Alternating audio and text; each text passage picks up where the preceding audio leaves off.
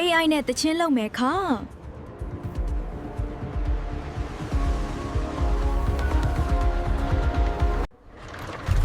တချင်းတစ်ပုတ်ဖြစ်ဖို့အချိန်အများကြီးပေးစရာမလိုတော့ဘူးနော်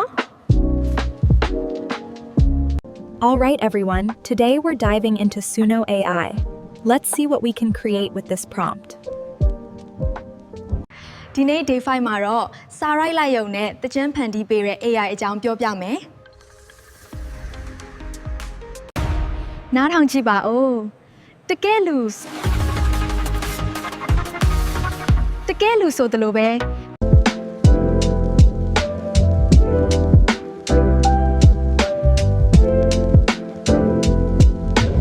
တချင်းတင်မကဘူးရုပ်ရှင်ဆန် sound effects တွေကိုလည်း AI နဲ့လုပ်လို့ရပါတယ်နောက်ရက်တွေမှာရောဘယ်လို AI တွေလာအောင်မလဲဆိုတာ follow လုပ်ထားအောင်နော် day 6မှာပြန်တွေ့မယ်